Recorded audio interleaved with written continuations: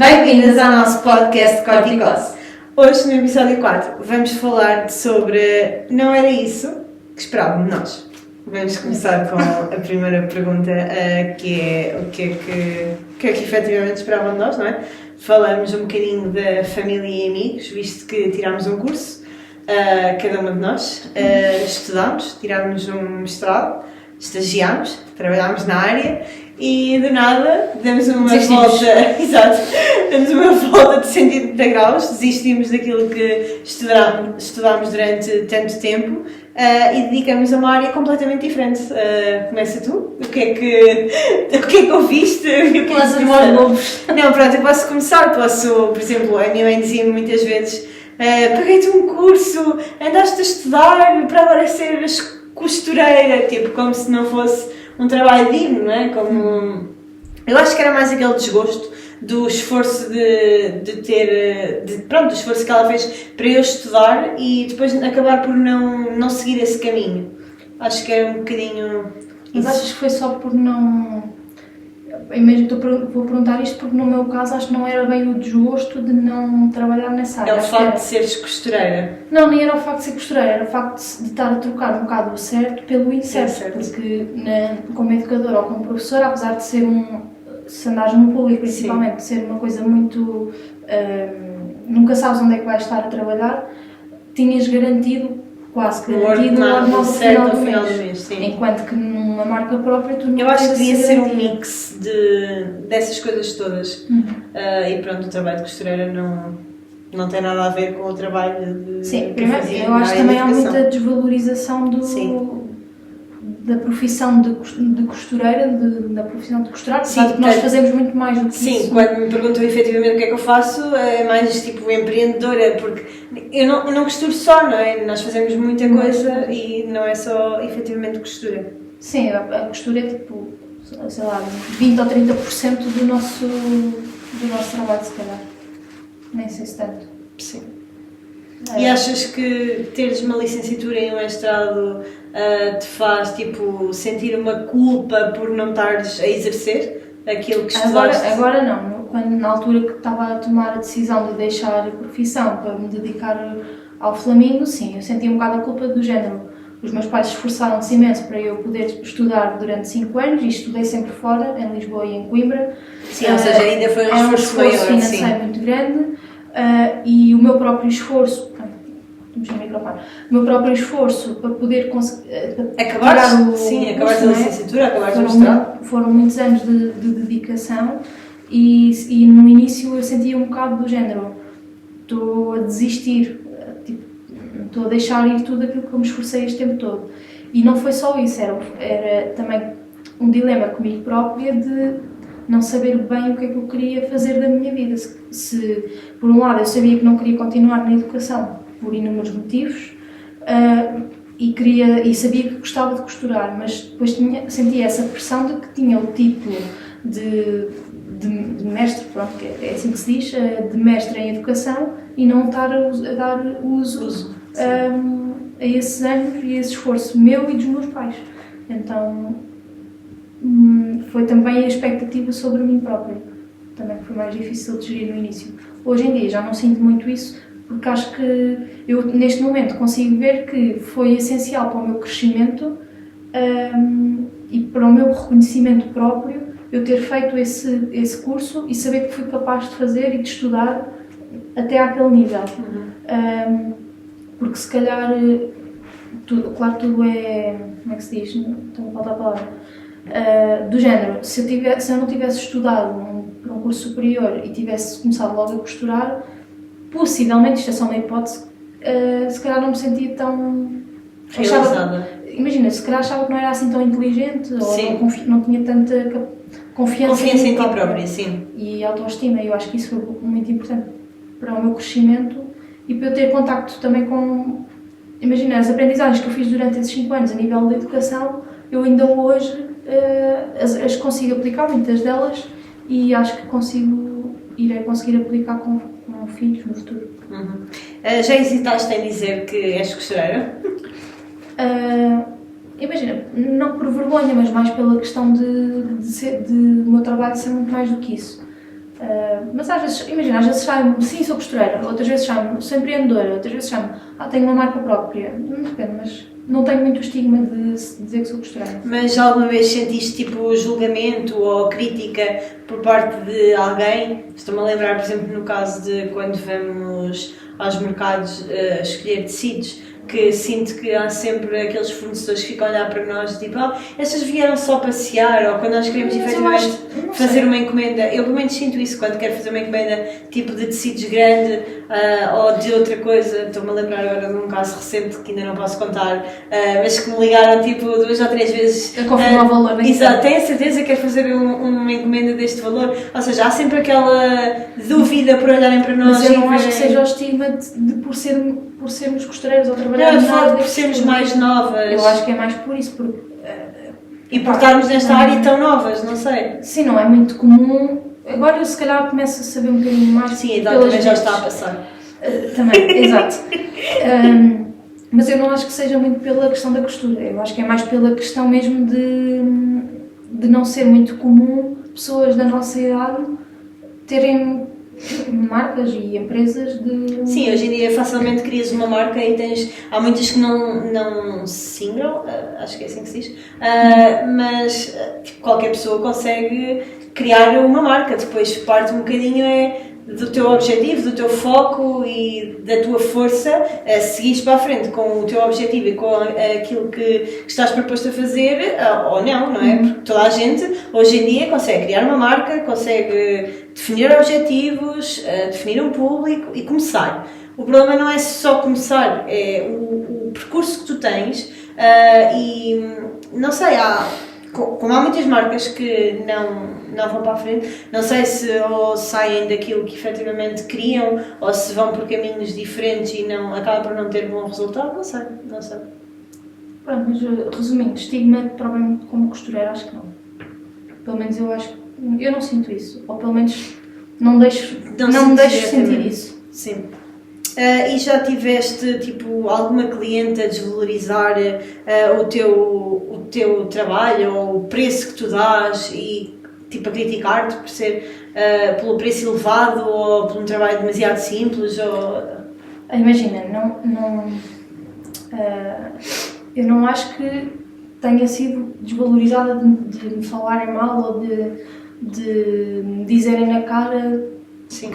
Quer dizer, às vezes dizem isto é muito caro, mas isso é da carteira de cada um, não é? Para mim também há muita coisa que é muito cara e para outros. Sim, eu noto isso, que acho que as pessoas gostam do meu trabalho, que dão valor ao meu trabalho, só que pronto, lá está, não dá para todas as carteiras, ou seja, eu compreendo perfeitamente alguém que me diz que não pode dar X valor por uma peça de cerimónia e prefere tipo uma peça mais que dê para conciliar, tanto usar numa cerimónia como eu percebo perfeitamente, mas não sinto que seja uma desvalorização direta do meu trabalho, tipo, faz parte do bolso e da carteira de cada um. Aquilo que muitas vezes acontece, eu tento não levar a peito, é a questão de pedirem descontos e... Não é descontos, é um descontinho. Um descontinho, exatamente. Como já tivemos diretamente... Isso já me aconteceu várias vezes e eu tenho sempre um bocado de dificuldade em lidar com isso, porque se por um lado eu acho que a pessoa não faz com a intenção de desvalorizar, mas porque está a tentar negociar, e muitas vezes também acontece online, mas acontece mais se calhar em mercados, sim, pessoalmente. Tentam ali negociar o preço, etc. Mas a questão isto é o nosso trabalho, se nós vamos estar a fazer descontos e descontinhos, quer dizer, o trabalho que nós tivemos e o material é exatamente o mesmo, não é? Mas pronto, eu tento não levar isso para uma desvalorização. Eu acho que é uma atitude normal de algumas pessoas. Agora, se eu concordo com isso, eu não, porque eu próprio não faço a negociação, tipo, quando vou comprar um sim, eu não sou capaz. Nem que vá comprar fruta e legumes ao mercado, eu não sou pessoa de estar ali a negociar. Se o preço é aquele. E sim, se puseram aquele preço, porque quer, exato. Ou então, se achas muito caro, venha embora. Se puseram aquele preço é porque efetivamente aquele era o preço justo. Pois, imagina, os clientes depois entram com 1001 argumentos que são válidos, mas que também eu não tenho nada a ver com isso, não é? Então é difícil é o teu fazer trabalho esse equilíbrio. e eu acho que mais do que ninguém nós sabemos qual é que é o valor do nosso trabalho. Sim. E se nós pusermos aquele valor é porque efetivamente achamos que aquele é o valor justo por aquilo que estamos a fazer. Sim. E no meu caso as peças, claro que se tu fores a uma loja de marcas de grande produção, claro que os valores conseguem ser mais baixos. Claro. Mas tendo em conta a produção personalizada, feita à mão, eu até nem acho que os meus valores estejam exacerbados. Sim, é como no meu caso, as peças. Tipo, claro que tu tens as marcas de centro comercial que têm preços muito mais acessíveis, mas tu vais ver, e eu e o André agora vemos muitas vezes a parte das costuras e do próprio material e efetivamente há diferenças, tanto nos acabamentos, como no próprio material, como no próprio tecido. Pá, as diferenças de valor têm diferenças também depois na peça final. E pronto. Noto que cada vez mais há mais pessoas a preferir comprar neste tipo de marcas mais caseiras e mais tipo feitas à mão. Noto que há cada vez mais pessoas a comprar e a dar mais valor e a preferir ter menos quantidade, mas mais qualidade. Por acaso, ao longo deste tempo tenho notado isso. Antigamente não, notava que as pessoas preferiam mais quantidade e roupa mais barata. Isso também tem a ver com o nome da tua marca, também já está um bocado mais instalado no mercado do que há um tempo atrás, não é? Sim. Se calhar agora a marca é mais conhecida e mais reconhecida por muitas pessoas. Sim, pode ter a ver com isso, sim. E depois o passo-a-palavra também é super importante. Sim, muito importante, e se calhar também funciona um bocadinho por aí. Daí sentires isso.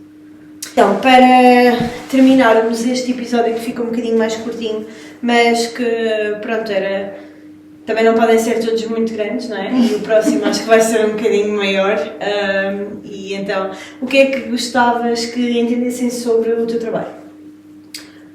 Então eu acho que, acima de tudo, que o meu trabalho não é só aparecer nas redes e costurar. Acima de tudo, que tem muita coisa para trás que muitas das vezes não aparece ou vai aparecendo, mas muito solto, e as pessoas acabam por não ter muita consciência sobre toda a envolvência de ter uma marca. Não é tipo, apetece-me ter uma marca e vender coisas e está feito, e só tenho trabalho de vender e ganhar dinheiro. Não, tipo, nós já falámos muitas vezes sobre isso durante estes episódios, de que há muitas vertentes que nós temos que tratar, desde a contabilidade, desde da produção das coleções. Sim, eu acho que o mais desafiante e o mais difícil é a parte da criação de uma peça nova, porque é tanto teste de próprio molde que tu fazes, como o teste do molde na peça, com aquilo que efetivamente queres ou não queres mudar, até chegar à peça final, não é? Tanto trabalho, tantas horas que envolvem esse processo, que acaba por não passar esse teu trabalho cá para fora, não é? Porque a pessoa que vai ver, por exemplo, o caso da lancheira, quando a pessoa vir a lancheira no teu site, não sabe que tu fizeste tipo 11 lancheiras para trás. Não sabe que há 2 anos para fazer e não sabe que essa lancheira teve muitas variações. Por exemplo, eu lembro-me, eu tenho a lancheira que tu fizeste com uma alça mais curta, mas tu já fizeste com uma alça ainda mais curta, já fizeste com uma alça mais comprida, e são essas pequenas alterações que não passam para o outro lado. Por exemplo, eu sei porque é como se trabalhasse ao teu lado diariamente, mas não passa para o outro lado. E, por exemplo, se tu disseres a alguém, estive 2 anos para lançar um produto, as pessoas ficam a olhar para ti, tipo, ela está doida, de certeza que não fez isso. Não, mas é verdade. E já houve muitos produtos que eu deixei de lançar por dúvida ou por não estar como tu queres. E outros que estavam prestes a lançar e deixei de lançar porque outras marcas concorrentes lançaram aquele produto na mesma altura. Sim. E eu com aquela sensação de vão pensar que imitei, tipo, não partilhei. Sim, depois é aquela sensação, tipo, estás imenso tempo. As pessoas não sabem disso. Exato, e estás imenso tempo no processo criativo, porque é um processo criativo, e depois vês outra marca a lançar a mesma coisa ao mesmo tempo e tu ficas, fogo, tanto tempo que eu já perdi nisto e agora vai ficar uma ideia tipo parada. Na verdade é uma estupidez, porque nós, cada marca tem a sua identidade e mesmo que sejam produtos idênticos, tu vais continuar a vender e outra marca continua a vender. Mas pronto, aí também já entra um bocado a parte também da autoestima e de teres confiança no teu trabalho. Sim.